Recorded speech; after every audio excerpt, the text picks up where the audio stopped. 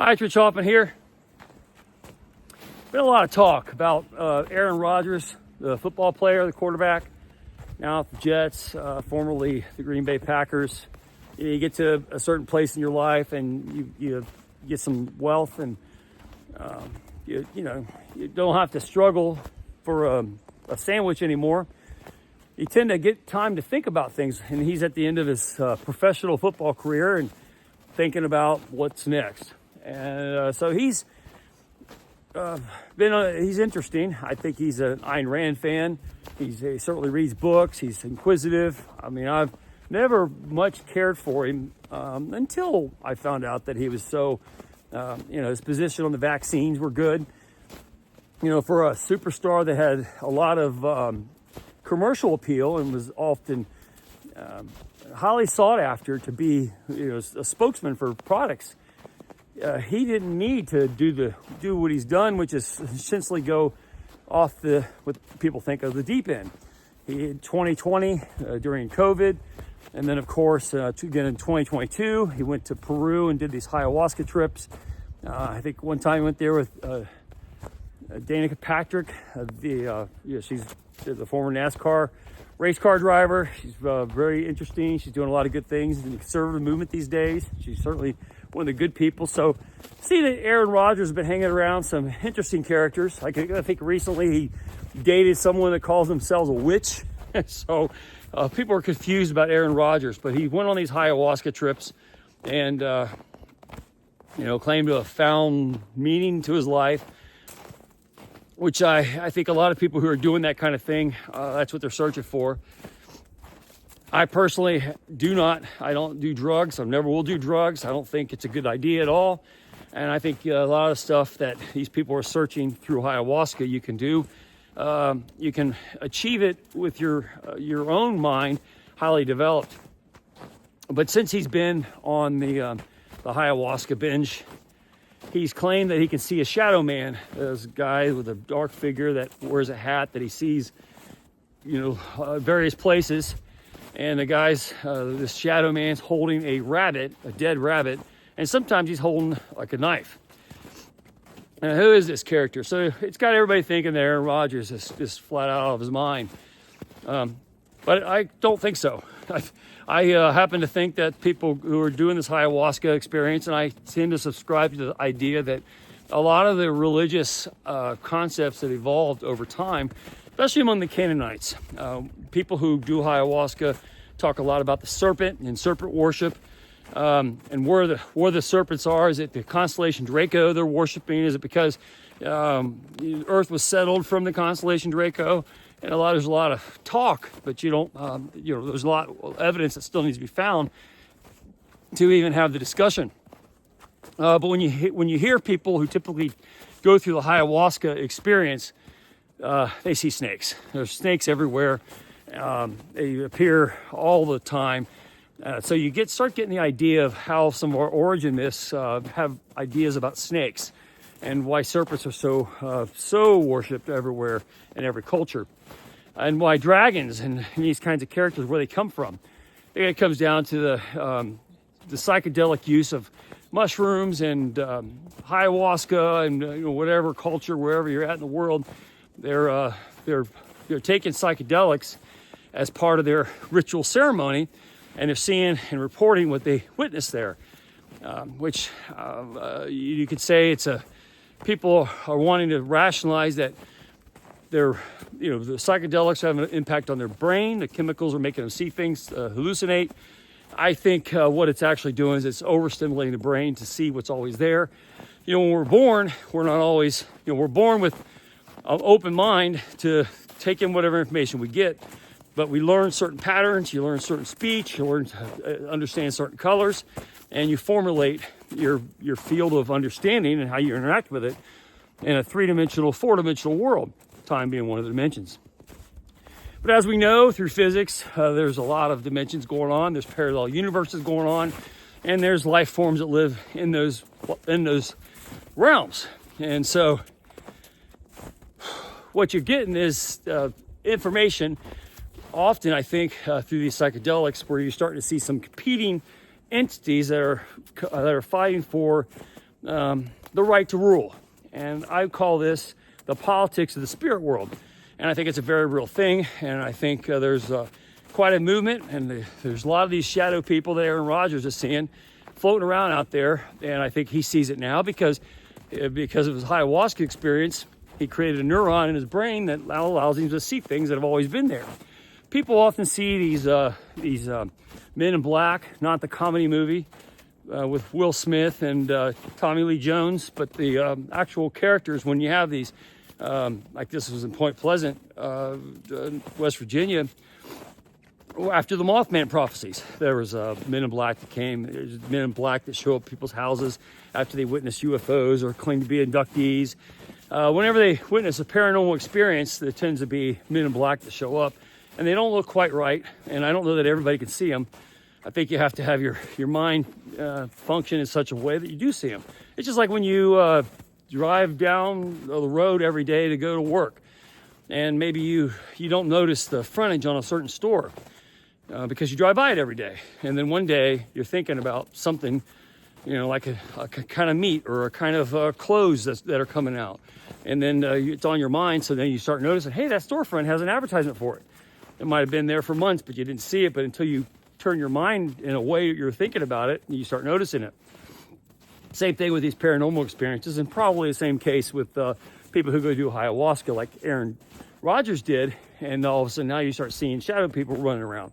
I've seen shadow people. I've been to haunted spots where I've taken my family on haunted escapades to try and disprove that the hauntings are actually ghosts, and it actually proved that they were true and they were real. And we've experienced shadow people. I've personally experienced shadow people, knowing that you go to spots where they're definitely there, rumored to be there, and then sure enough they show up and you can see them. Now, does that mean they have power over you? I would say no. They don't. They certainly don't. But do I believe they exist? I can say they do. I know it for a fact. So I think there's a whole world of these things. I think they're as densely populated as our current human population. I think it's in a quantum realm. It's the universe that interacts with ours, and they have their own motivations. And I think that what you'll find is they try to steer our politics in a way that suits them. And they work because they live in discretion on the peripheral of our understanding, and they find a way to manipulate us to the things they want to see done that have an impact on them. And we can't really understand what that is because we don't really understand how they exist. So I think the ayahuasca people that are starting to catch on and go vacation in Peru and go to these shaman and have a ayahuasca experience of their own, I think they're onto something. And I think some of the art that you've seen that comes out of that is a revelation of kind of what another dimensional reality is competing with ours looks like, and why you have these different cultures that are in conflict and what their motivations are in relation to the lives we have and how they manipulate them in the background. You see it chronicled in various religious texts. The Bible's full of these kinds of interactions, and you have angels and demons and all these crazy characters that are helping humanity in some way. But why are they trying to help humanity? What's in it for them, and what do they want out of the human life? That's the questions we have to understand. And when you have a popular character like Aaron Rodgers talking about a Shadowman that's wearing a black hat and he's a black character walking around with a dead chicken, what's he up to? What's going on there? I think what you need to do, and I think that's why you find different political and tumultuous activity that's trying to keep this hidden empire secret from our eyes. You can't find it or study it because there's huge parts of the world that can't be explored for the truth that is residing there. And that's specifically China. I reference my experiences in Japan. I've seen a lot of these megalithic structures they have there, and there they have this reverence to the kami as part of their origin stories from the primitive people that live there for more than 10,000 years, the age of the gods, which is 10,000 BC and beyond. What you experience there with the kami, and then you look at the culture of Islam, the jinn, the genie. These are invisible characters that that can work for good or evil. They reside in the background, and they're always out there doing malicious things. I think of the story of Solomon, the Testament of Solomon, really good book in the Apocrypha. Didn't quite make the Bible cut. I think it probably should have. I think it has just as much meaning and merit as maybe the book of Ruth or the book of Esther, or all these stories that have some sort of meaning to explain the conditions of the time and what the value is of them to society. I think the Testament of Solomon is a really good insight into who King Solomon was. And if you don't know that story, well, that's where he took from the angel Uriel, he had a ring that could seal up demons and make them work for him as slaves. And he had all these demons come together and build the Temple of Solomon. And it worked out fine until he was tempted to sleep with one of his wives who was worshiping the god Moloch. And she said, you're not going to sleep with me until you... And he was righteous all through the whole story. And then she said, you got to sacrifice 5 grasshoppers to Moloch before I let you touch me. And he's like, oh, okay, then I'll do that. And then God cast him out, and we all know the rest of the story. Solomon fell from power. But up until that point, he was a master over all these demons. Well, why do people think all these things? Why do we have this mastery over these demons, and who are they? These jinn, as they are known in Arab cultures, had been before that, and then, of course, that's part of Islam. And the jinn is very much just like the kami of Japan. And you go across China and all that, the vast regions of Russia, places that are currently held down by communism, because you have a communist political movement that keeps people from coordinating research into the past. And I think all the places in the world where there's secrets, these secrets are meant to be uncovered. You find communism or some sort of state-run society that doesn't let you do any research into the matter. I think of, in Japan, I think of the Kofu tombs, the keyhole tombs that are all over that region. And you're not allowed to look at them because you might disturb the reverence of the dead, when that may not be what they're for at all. They need proper psychological exploration done to them to understand what they mean. But you have these very tyrannical governments that keep people from doing the proper investigations. Even here in Ohio, we have the Native American Graves Act, where we said that these mounds are from the Adena and Hopewell people, and we can't desecrate their graves because we already took their land from them, which is a political statement, a political movement, and we're not going to do research because you have to get permission from the previous people, from the current, from the Hopewell people, the Adena people who are around, to say, yeah, you can go ahead and dig those graves up. Without that permission, you can't do the excavation, you can't do the research. So we have all these rules that keep us from doing the proper investigations to find out what's really going on with these things. And I think that a lot of that is caused by these shadow people breathing in the ears of very weak people in politics for a political order that I would call the politics of the demons. The same kind of mechanisms they used against Solomon, when Solomon had dominion over them to build the Temple of Solomon. And along came Moloch, one of Moloch's worshipers, who happened to be married to Solomon, and said, well, sacrifice 5 grasshoppers and dedicate them to Moloch, and I'll sleep with you. And he fell for it, and he lost all his power, and all the demons are free again. We didn't think these things. They didn't come up with these thoughts. They, being society, people who wrote these stories, told these stories previously, because they didn't have merit to them. And I think you find, if you pay attention to what the reports are coming from these ayahuasca experiences, you're seeing really essentially a revelation into that world that we call the demon world. That doesn't necessarily mean they're up to all no good. They can be used for good. They can be used for evil, just like Solomon did when he built the Temple of Solomon with them and mastered them. Also how they maliciously twist us into doing things against ourselves, like falling for the temptations of a woman. When you have 1,000 wives anyway, what's one more? But he sacrificed 5 grasshoppers and threw God away just so he could sleep with another woman, which is really a dumb idea. But that's the way demons work, and that's the way it's happening in our current society. We do a lot of stupid things for a lot of dumb reasons, because we allow ourselves to be tricked. And where do those tricks come from? Where do those thoughts come from in our heads? And do we understand what they really mean?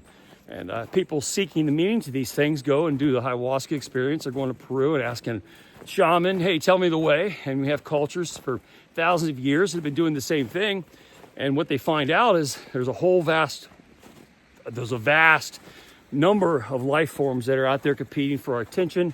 We're just, our current existence is something that's interesting to them, but the idea of eternity and everlasting life and what the soul does and how it conducts itself and the importance of it and who guides the soul are factors that we're still trying to figure out as a human race. And apparently there's a lot more going on behind the scenes that are revealed in the ayahuasca experience and other psychedelics.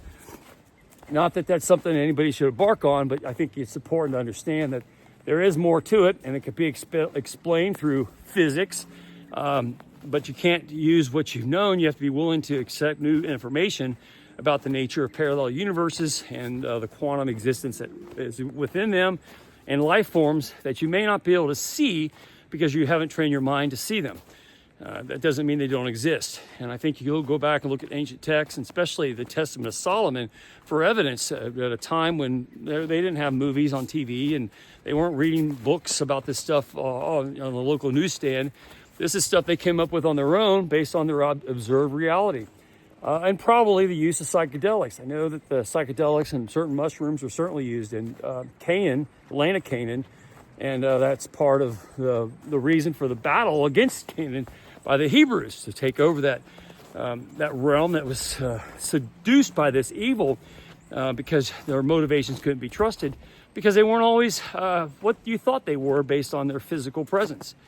That's often what you find when you start dealing with competing cultures that aren't necessarily motivated by the politics of what you can see, but the politics of what you can't see. The politics of the demon world, of the existence of the jinn, or the existence of the kami in Japan, or wherever they might reside. When you go to Japan and you walk around the streets, they have shrines everywhere. And they look at the spirit. It could be in a mountain, it could be in a tree, it could be in the person standing next to you. These kami go from person to person, place to place, item to item, and they worship those spirits, pay reverence to them, not because because they believe that there's something to it. And they didn't arrive at that belief without having some observable reality to bounce it off of. So, when you start hearing about Aaron Rodgers and his Shadowman, his shadow guy that's following him around with a dead chicken, I don't know if it's so crazy. And I think the ayahuasca experience is a peek into that world. And what concerns us is we have to understand what the politics of that world is and how it tries to corrupt our current society and trick, as it did Solomon, into sleeping with the worshiper of Moloch just for one more sexual conquest and losing power altogether. We have to be aware that we don't do the same thing to ourselves in the United States or in our own individual lives, where we don't let one of these maniacal, crazy demons steer us in a bad way. We get them working towards the good stuff, as Solomon did to build his temple. I think that's a good story to kind of explain what these shadow people are, how they reside, how they exist just outside our peripheral reality. But nevertheless, you have to train yourself to see them and understand what their motivations are, so you can not just understand it's a war between Republicans and Democrats and globalism and nationalism, but it's also between good and evil and who defines reality. The demons of the spirit world or our intellectual selves. And I think I make my position pretty clear on that. And that's the fight we're all fighting, and have to very consciously. It's Rich Hoffman here. Share, subscribe, make tomorrow a better day. If you haven't read my book, The Gunfighter's Guide to Business, I think you'll love it. Anyway, have a good day. See you later.